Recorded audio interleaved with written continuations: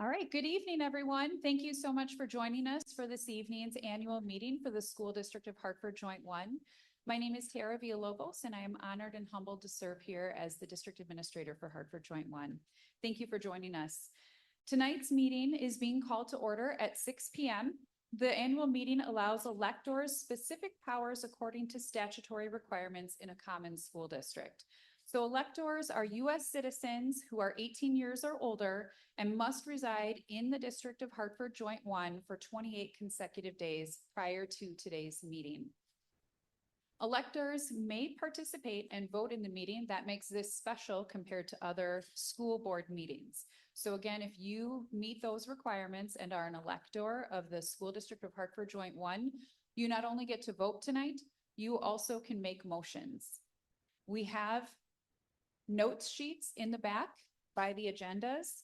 So if you would like to follow along, I know meetings that are formal can be intimidating, so we wanted to make sure that people felt comfortable participating this evening.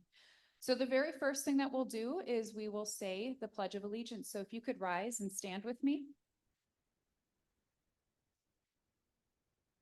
I pledge allegiance to the flag of the United States of America and to the republic for which it stands, one nation, under God, indivisible, with liberty and justice for all.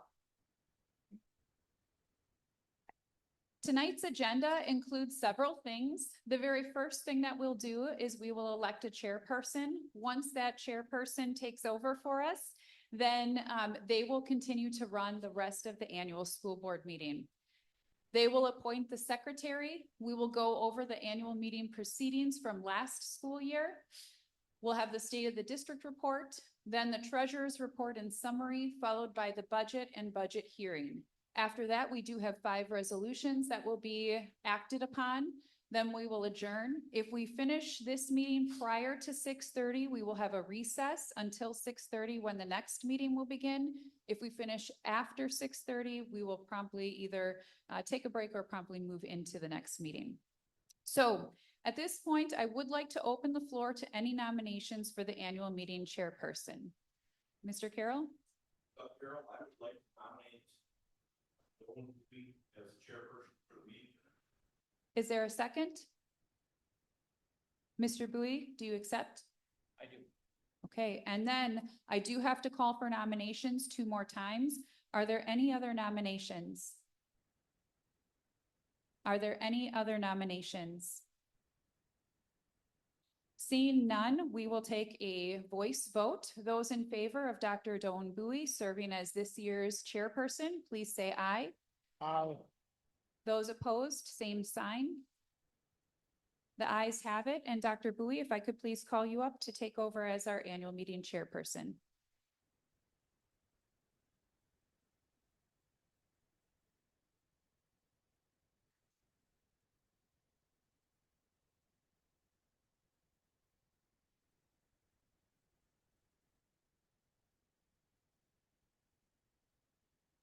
Thank you, Dr. Villalobos.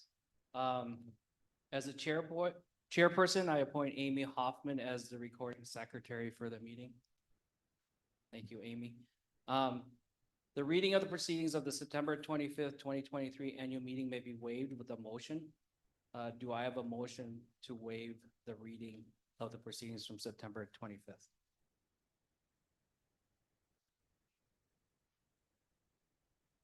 We have a motion by Barb. Second by Doug. All in favor, please say aye. Aye. Against, say nay. Ayes have it. At this time, I'm going to turn it back over to Dr. Villalobos for the state of the district report. Thank you, Dr. Bowie. So this is a picture of our staff that was taken on August 19th. So a full representation of who all works for and supports the community of Hartford Joint 1. We have 3 school board goals that we've been following. These board goals were set for 3 years. They do expire at the end of this school year. And so we do have plans to create a new and updated continuous improvement action plan to help guide us in the future.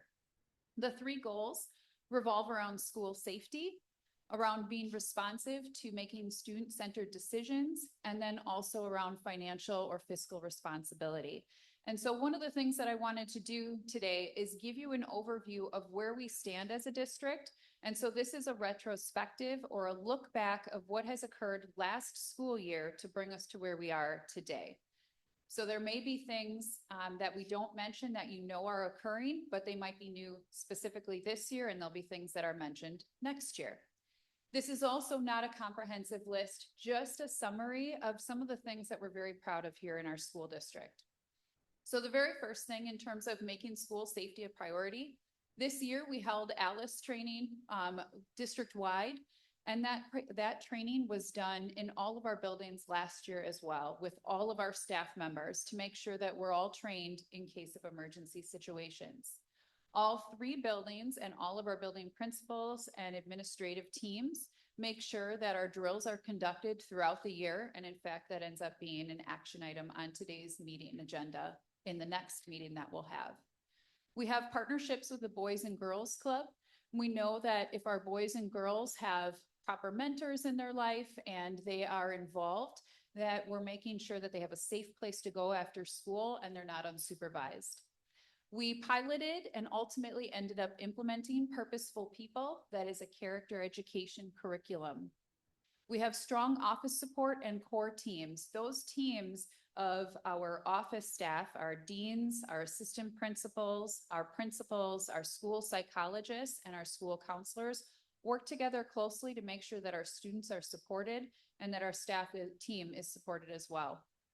And then our facilities team did a nice job making sure that all of our preventative maintenance is taken care of and that planning for future needs is also taken care of. When we look at making decisions that are student-centered, I'm really proud of this slide. We had to slim this down. This slide is chock full of different things that we're doing. Very first and foremost, we have an opportunity to showcase the things that our kids are proud of and how they excel. And so one of those things is the science fair. Another is the history fair. For the first time ever in this school district, we also held a multicultural fair last year at Lincoln School, and it was a tremendous success where we had students and their families along with our team members representing different countries from around the world, countries that were important to them and in their heritage. So that was something that will become an annual tradition. We did a really nice job last year of hosting transition activities for our students from the elementary level to the middle school level. That included a series of concerts for our students, as well as promotional ideas and incentives for our students to join band and orchestra. At the elementary level and at the middle school level, we added different things to make sure that our kids are staying physically fit and healthy. That included gaga ball, volleyball, and different walks to school. I mentioned our Boys and Girls Club partnership on the previous slide. We also have a partnership with Casa Guadalupe that has been very influential for our students. Last year, unfortunately, due to a situation here in this building, we had to move our art fair, but that ended up being a tremendous asset to us in terms of communicating and collaborating with the public. We were able to hold our district art show at the library and get a lot of traffic that we would not have otherwise had. So it was a great way to showcase the art talents of our students. We had a school board candidate forum. We had increased and transparent communication through Parent Square and a variety of family events. So Parent Square was new to our school district last year. We had been using a different way or mechanism to communicate with families before that. We moved to Parent Square, not only for ease of use, but because it automatically translates into a student's home language. So that was a huge plus for us, knowing that we have different needs in our community. And then our community coordinators through the Parent Empowerment Network held several events for families to make sure that families had opportunities to be engaged. We added several bilingual staff members. Our Gallup employee engagement scores went up across the district and in 2 of our 3 buildings. We also added a student engagement survey last year at the middle school level. That survey measured engagement and hope. And so we got a really good baseline of that, and Dr. Rogatska did a nice job of debriefing with students and then laying out plans that we'll talk about probably next year, how they impacted our students this year. We had our summer academy, which is not different. We've had summer school in the past. However, this year we had summer academy and we had increased offerings, increased enrollment, and increased time. And we know the more that we can help our students here at school, the less summer regression there is. So this was a fantastic attribute. Last year, we had the solar eclipse, and that occurred in the spring. Our school district was one of few actually that celebrated that. And so that's something that I thought was surprising. I thought that educators would take advantage of having the opportunity to integrate real life and science. And not that many did that I am aware of. And that's one that we did really well. And that was done at the district level, but also at the building level and from some of our teachers who took it by just the reins and did a really nice job organizing that for the rest of their colleagues and students.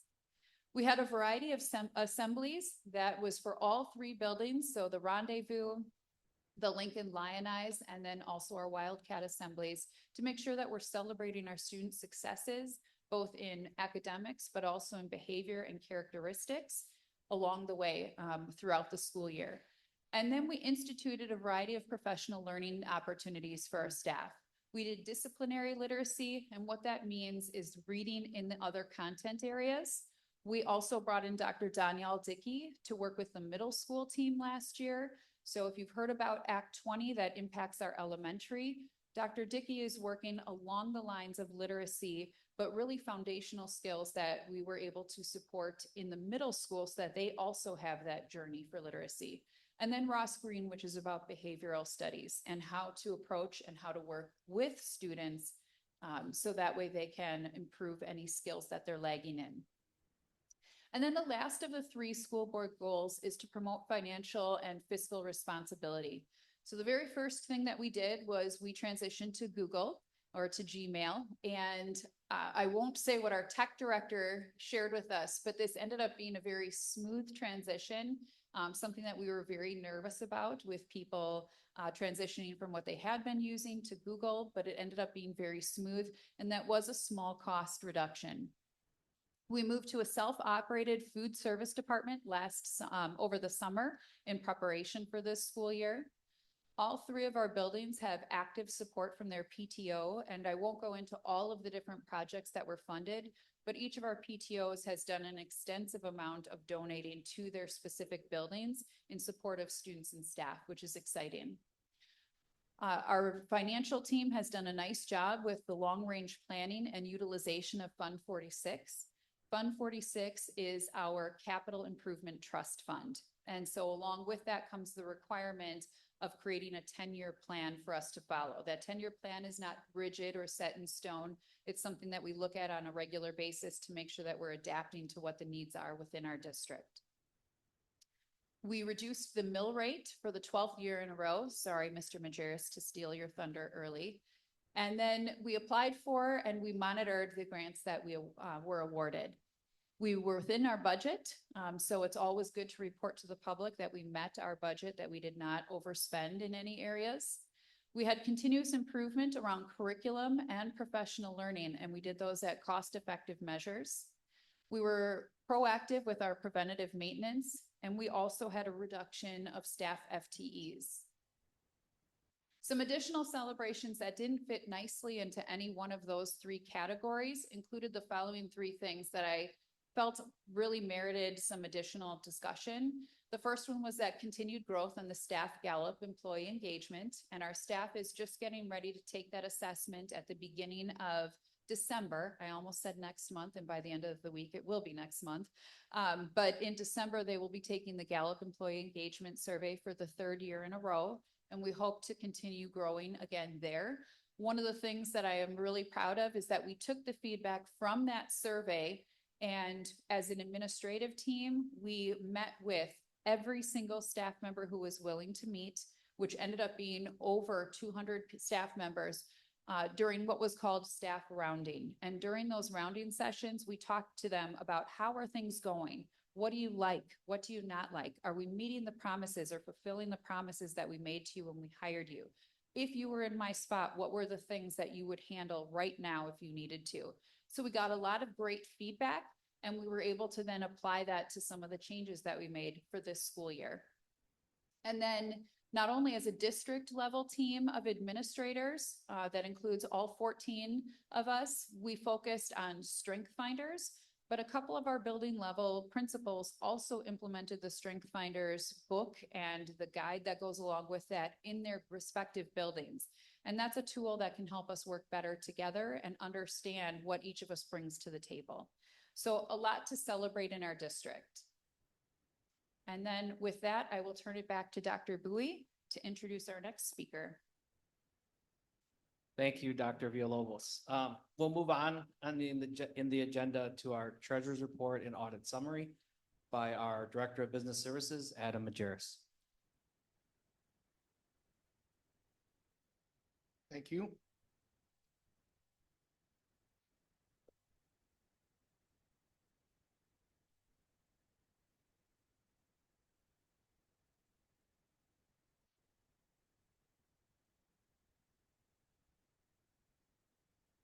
Thanks for being here tonight, everybody. This is a financial portion of our agenda. Just to present to you again, the school board members, most of which are in attendance tonight, and our district level administrators, as you can see here. If you get a copy of the packet, this is just an introductory welcome to the district, pointing out a couple things as it relates to managing the district financially, how the budget process works, talking a little bit about what the timelines are and how we operate. I won't spend a ton of time going over that. Our agenda for this evening, the minutes that we waived reviewing. Resolutions will come later, so we'll go through those next. So budget development calendar. So coming up with the district's financial budget is literally a year-round process. It starts at about this time as we gather the final information from the state of Wisconsin as it relates to our student counts, what our final aid projections are. We can go ahead and adopt a final version of our budget. Then we can also set tax levies, which we'll do tonight in the regular portion of the meeting. Once we get all of that done, then we can start planning for next year. So we'll look at all of the district-wide facility and technology requests that will be put in place during the summertime next year. In January, we look at enrollment data. There's a second count that happens on the second Friday of January. So we'll take a look at that. We'll also get the final CPI information to know what we're dealing with in terms of providing staff raises and setting contractual increases for our outside services. In February and March, we'll do things like taking action on the facility package. Again, the work that we're going to do in the summertime, the technology package the same way. We'll look at teacher contracts, administrative contracts, professional staff contracts. We'll talk about any changes that are needed to our health insurance program, and we'll take action on ensuring the district's assets via the property and casualty insurances that we have. In June, we'll adopt a budget for the next school year. Then in July, we get our first look at what the following school year financial information is going to be. They present a preliminary equalization aid estimate. In July and August, we have our auditors come in and they perform a independent financial statement audit for the district. We'll look at what staffing is projected to be and make sure that our Skyward resources in terms of financial reporting are up to date there. And then we'll start seeing, again, some more information coming in, equalized property values across the state and for our district. In September, once school starts, that's when we do our third Friday count, the most important day of the year. Again, we're counting all the students. We're reconciling that with which students come in from other districts, which students go out to other districts, and come up with our final number. And then again, we report that to the state along with other financial reports. Then in October, again, the state finalizes our equalization aid, and we can start the process all over again.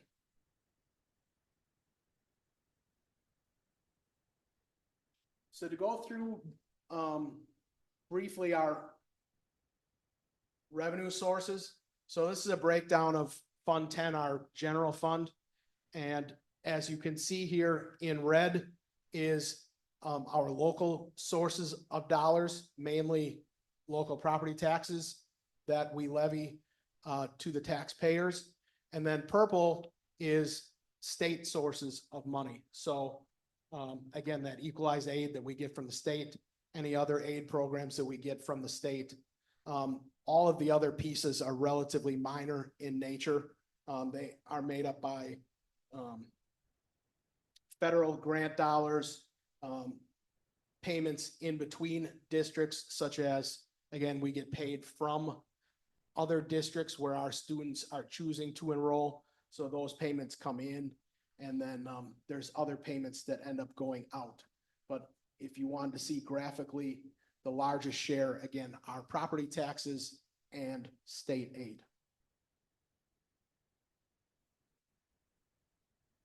Some assumptions in building the budget for this year.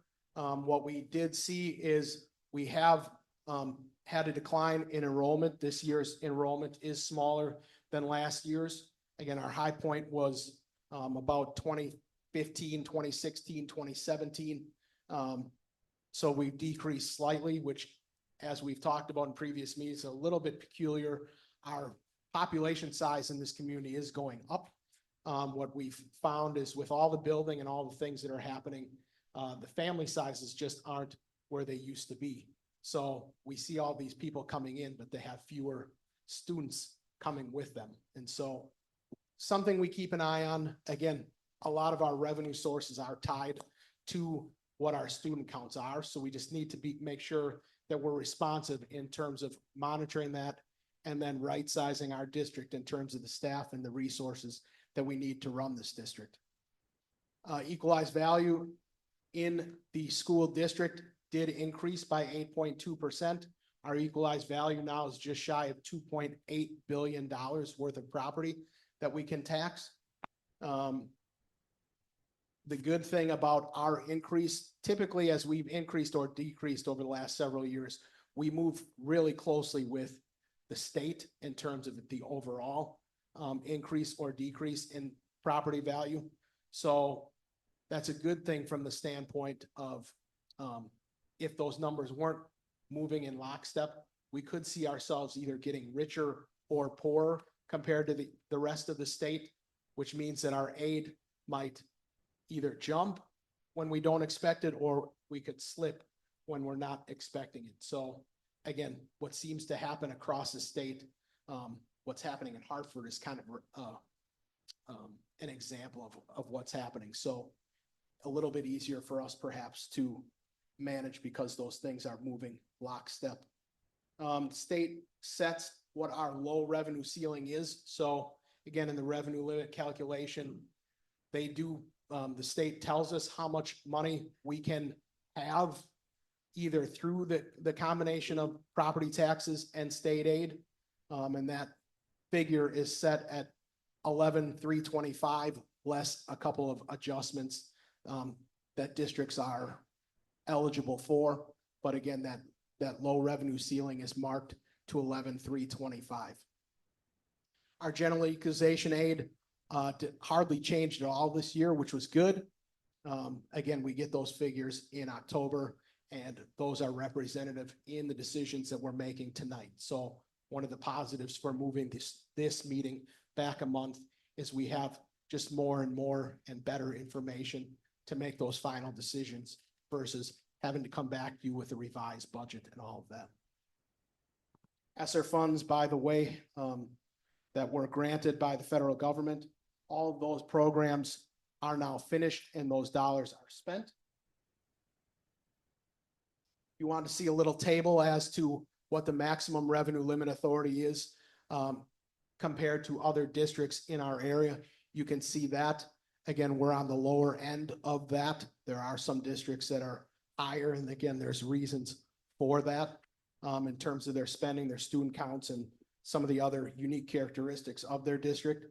But you can see we are per student relatively low spending.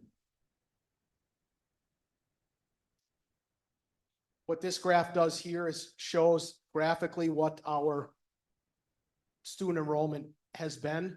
So this is for revenue limit purposes. This is taking a 3-year average. So what you'd find in the 24-25 bar here on the end is that's what our current 3-year average is versus what the other 3-year averages have been. So the good thing is as we decline, our revenue is not impacted completely in any 1 year because it's using that 3-year moving average. The impacts are less. It's just that we have to, again, be very cognizant of how that number is moving. And when we have finally hit a point where we start to trough out and our enrollment is stable and even slightly on the way back up, we are going to have to monitor because we do get special exemptions for having a declining enrollment to help make sure that we have enough money to run the district. And as our student count kind of changes, that exemption and that ability to have extra dollars will go away. So again, it's just something that we have to very closely monitor. This pie graph breaks down expenses across the district. So purple and gray are salaries and employee benefits. So as you can see there, we're hovering around 57% of our total budget going to salary and benefits, with another 25% for purchase services, meaning people that are doing work for us. It's just not employees doing that work. So if you think about the bus company, for example, we outsource our busing, we outsource some custodial maintenance, we outsource a lot of different things. So really, if you were going to look at purple, gray, and blue and take into account that 82% of our budget is somebody doing something for our district, that's pretty typical as to most school districts. Then you'll see in yellow non-capital expenses, you'll see in green debt retirement, and the other slices, again, are fairly minimal for the other remaining things. Total salaries and benefits for district employees was approximately $16.3 million. Again, does not include the things that we do from outside services. Again, CISA for their instructional services that they provide for the district, TASK, which is our night custodial, Go Right Way for transportation, and other things. This year, the salary increases that were negotiated with the teachers union were 4.12%, which mimics what the CPI change was for the year. And you can see what insurance premiums did there. Transportation costs are higher. They're higher every year. We have a 5-year contract that this year is the last year of our contract, but there are agreed upon contractual increases in there. So our 2024, 2025 transportation costs will be higher than they were last year. The levies for funds 38 and 39 are a little bit less in this year than prior year because of the debt payments that we made in June. We prepaid some of our debt in June, which was helpful, which again, in the green up there, you see quite a big slice in terms of dollars put aside for that. But what we need now in terms of debt service is a little bit less.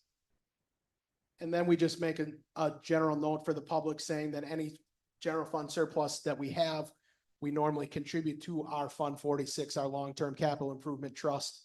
The reason why we do that is the state considers any contributions made to that trust fund as spent dollars, and we get aid on the dollars that we spend. So that is a strategic practice that we use.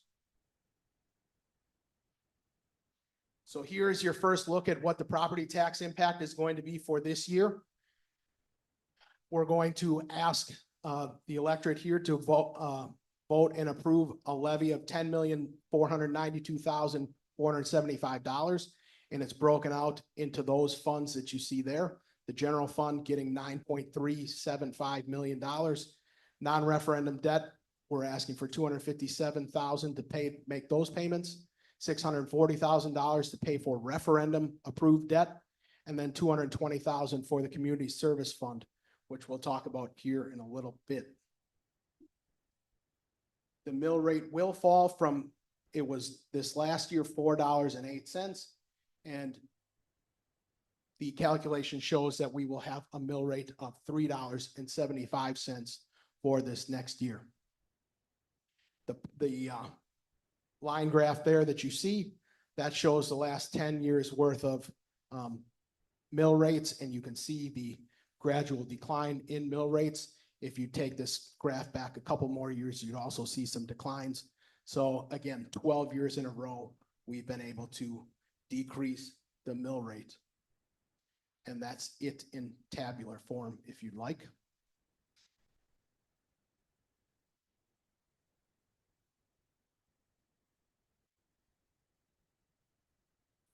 Just some last notes about the budget. Again, Act 10 goes back now while we're almost 14 years into having Act 10 guiding us in terms of what our financial responsibilities are, especially to staff. We use the tools and things that we have granted in there and try to come up with budgeting and best practices to make sure that we're balancing our budget and being responsible in terms of our taxpayers' money. Of course, our cost drivers, as I earlier said, salaries, health insurance, utilities, transportation costs.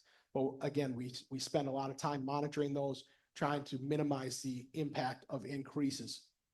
We do have a new plan that's about a year and a half old. We're self-insuring for health insurance now. It's gone very well so far. We have our open enrollment process that's going to be coming up here in late November, and our plan will roll over at the first of the year. But again, pretty excited about the fact that we've been able to stabilize what the health insurance costs are for the district. I don't know what your personal experience is with your health insurance, but it's not uncommon, even in our group of schools that I communicate with, for schools to be talking about 15, 20, 30% health insurance increases. So for us to be somewhere in the 5 to 10% range, I feel like we're doing a pretty good job in terms of trying to keep those costs as low as we can to free up resources for the other things we need to do in this district. I'll scroll down where it talks about significant variable and talking about the parochial schools. One thing that, again, our constituency doesn't always realize is that there's a lot of dollars that flow through the public school system that have nothing to do with the public school system. We take in dollars and have to transfer dollars out to the parochial schools that participate in the parental choice program. So we get information on those students that are enrolled. We get money in, and then that money gets distributed back out later in the school year. We also are responsible for transporting parochial students. We're responsible for providing other services to them, educational services, special education services, title services. We actually provide food service for St. Killian's and Peace Lutheran via a contract that they pay for. But there's a lot of things that happen in between the public school system and the private school system, and we just want to make sure that our constituents are aware that some of the money that gets levied and some of the revenue that you see coming into the district doesn't stay with the district. It goes right back out. So again, just want you to be aware of that. We try to be good partners with our neighboring districts. Again, one of the examples that we highlight is that we currently do technology services for Aaron School District and the Honor School District. They're small districts that have a hard time finding somebody to provide those services at a reasonable cost. And we have been doing that now for several years. and it seemingly is working well for those school districts, and Mr. Ratschlag and our tech staff are doing a wonderful job trying to manage both our needs and theirs.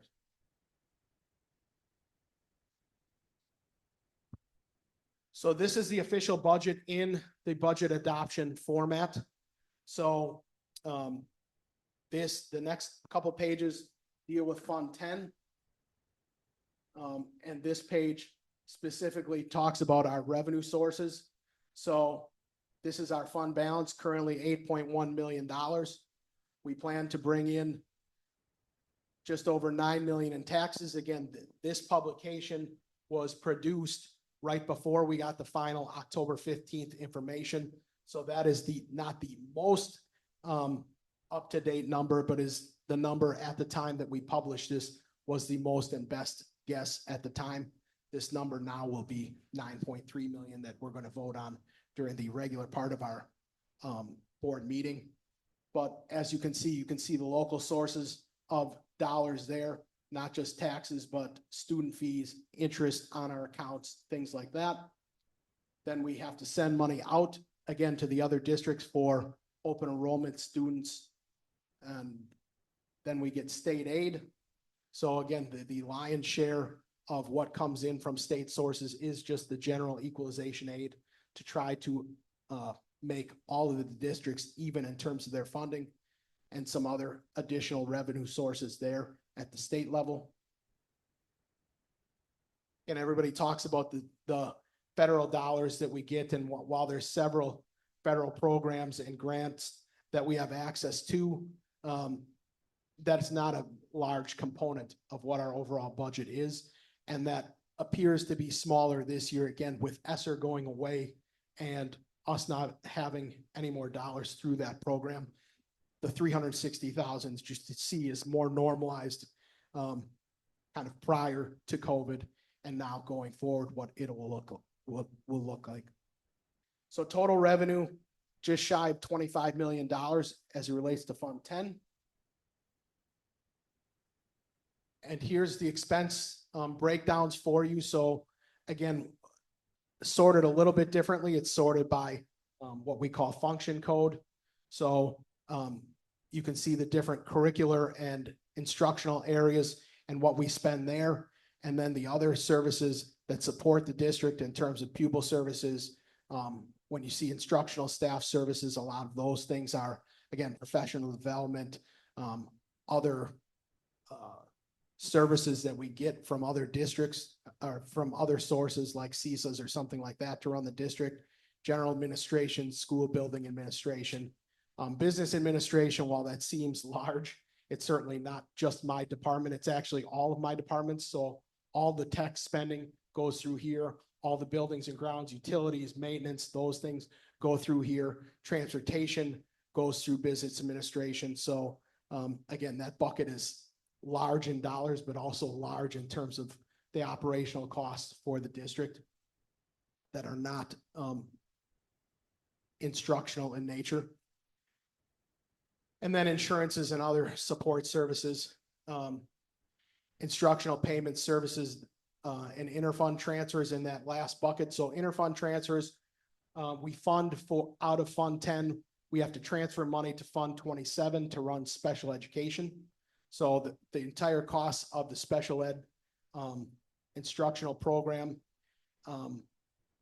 costs about $3.5 million. We get some federal dollars and some state aid, and then anything that's left over has to be funded through a transfer from Act 10. So that's representative of that. And then whatever we're projecting in terms of making a Fund 46 contribution at the end of the year would be part of that. So again, you can see total revenues and expenses equaling each other. We project a balanced budget, and that would, again, keep our fund balance at or around $8 million. The next bunch of sections are the other funds in which we're required to report revenue and expenses. Special project funds, those are mainly gifts, donations, other things that happen in the school district. That's, again, relatively small. Special ed fund, as we talked about, this fund has to zero at the end. So when you see a zero fund balance, that's what's happening there. Again, the transfer that gets made to Fund 27 has to get this fund to equal zero. So you can see state sources of revenue in terms of state aid for special ed services, other federal dollars that we get to support special education, and then the dollars that are spent in terms of special education. Funds 38 and 39 are our debt service funds. So again, Fund 38 is non-referendum approved debt, which we only have, I think, 2 issues to go, and they're almost at their end. And then Fund 39 is referendum approved debt, and we only have, I think, 1 issue left in terms of referendum approved debt. And that is the bucket that we made prepayments on. So those bonds went out as far as 2034, and we were able to prepay the 2030 through 34 bonds. So a bunch of those no longer exist. Fund, the capital projects funds, Fund 41 we do not have. Fund 46 we do have. Fund 48 is not something we have, and Fund 49 is not something we currently have, but we will use should the referendum go through on November 5th. Fund 49 is used to account for referendum proceeds and do referendum projects. So there was a time we were using that fund, and there may be a time where we're going to be using that fund. But you can see a big expenditure in there. I did make the assumption that the referendum will go through. And so in order to make sure that we're budgeting accordingly, I do have our payment for our portion of the referendum project coming out in this year. Maybe a timing issue may happen late in the fiscal year before June 30th, might trickle into next year. Again, we're not exactly sure, but I wanted to get it on the books somewhere. Food Service Fund, Fund 50, again, self-sustaining fund. Currently, we have a fund balance in there. We plan to eat into that fund balance a little bit. You can see what the total revenues and expenses are. Again, we set that budget separately and earlier perhaps than we do the regular budget or the budget for the entire district. We need to make sure that we do that so that we're charging the right prices in terms of lunches and breakfasts for the students.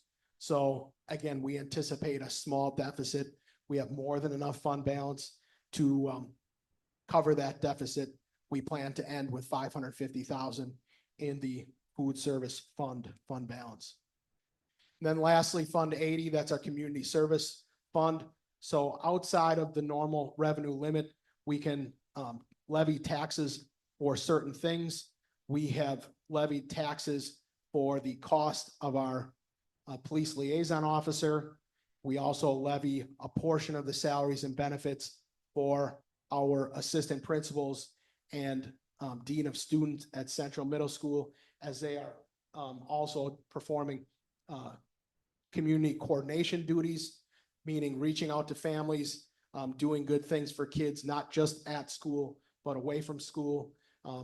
Again, things like the multicultural fair and those kind of activities, those are coordinated by the community coordinators, that's the assistant principals and dean of students. So we take some of that money and again, pay for that using taxes levied in Fund 80.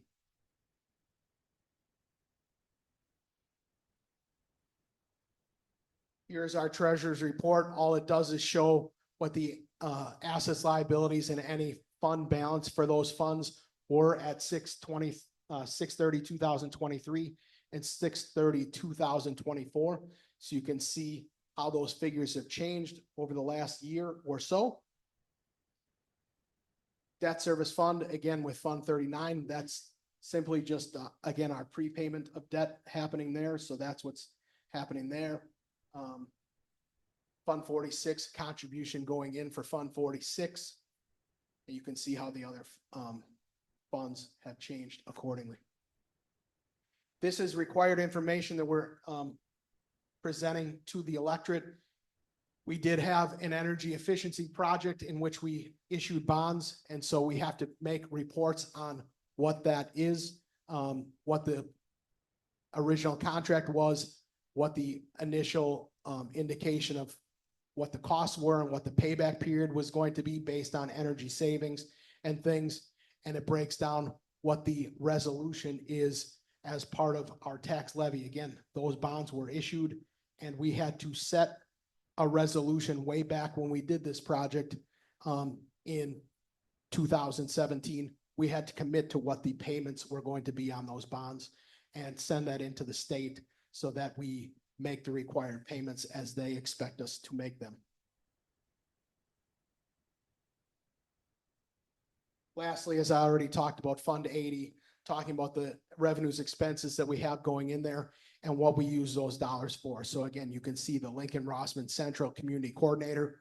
We have a English language learner community coordinator as well. So some of their salaries and benefits are paid for using this tax levy, and then the school police liaison officer.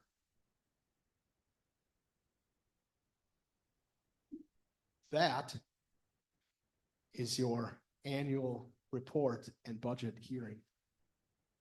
Any questions?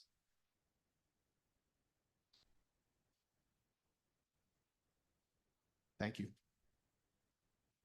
Thank you, Mr. Majerus. So if you're following along on the agenda, we're gonna move on to our resolutions after Mr. Majerus had just given his presentation of the district report, our presentation of the treasurer's report and audit summary. So with that said, the next order of business is the adoption of resolutions. So for this section, I'll call for the motion to approve the resolution one at a time. Any resident making a motion or second should state their name for the recording secretary for Mrs. Hoffman.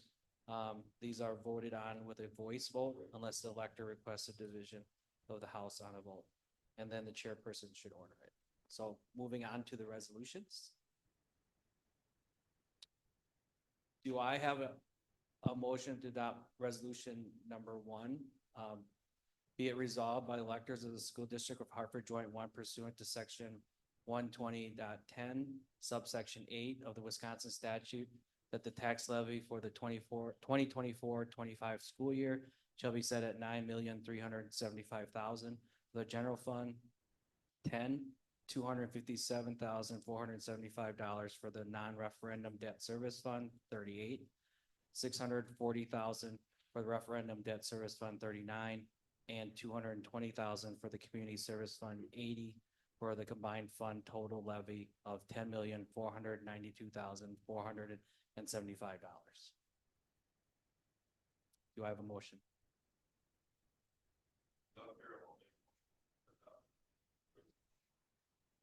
I have a motion from Doug Carroll. Do I have a second?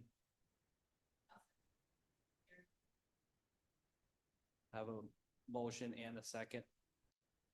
All in favor, please say aye. Aye. Against, nay. Motion is adopted. Moving on to resolution 2, be it resolved by the electors of the School District of Hartford Joint 1 that the school board of said District B and is hereby authorized to borrow money for immediate expenses of maintaining the schools of the district under section 67.12, subsection 8 and 8A of the statutes. Do I have a motion?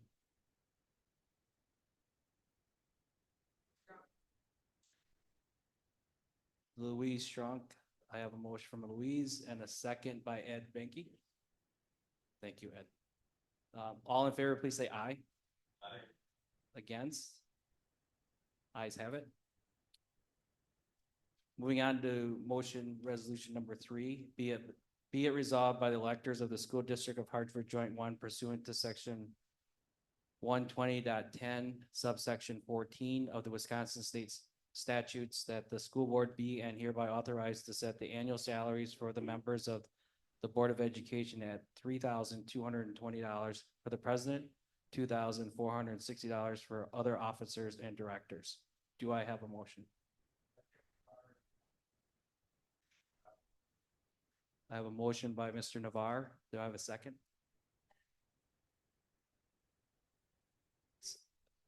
Second by Mrs. Azov.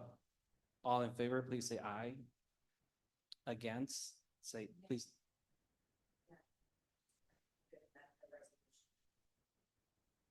You have a motion on the floor right now, so it is already in action. Thank you. We're good to proceed?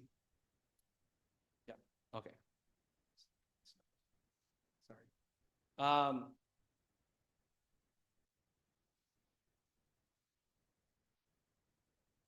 Moving on to resolution number 4, be it resolved by electors of school district of Hartford Joint 1 that the school board be and hereby authorized to provide the for the prosecution or defense of any legal action or proceeding in which the district is or may be interested. Do I have a motion?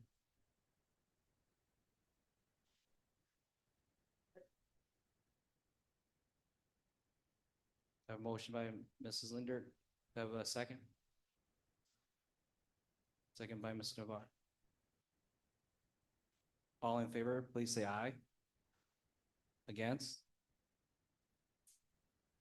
Moving on to resolution number 5, be it resolved by the electors of the school district of Hartford Joint 1 pursuant to section 120.08, subsection 1, paragraph A of the Wisconsin statutes that the school board of said district be and is hereby authorized to set the date and time of the next annual meeting.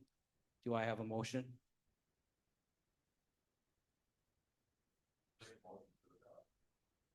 Doug Carroll, motion. Barb Lindert, second. All in favor, please say aye. Against, nay. Ayes have it. Do I have a motion to adjourn the 2024 annual meeting and budget hearing? Motion by Jeff, second. Joan of our second. All in favor, please say aye. Against, nay. Ayes have it. Thank you.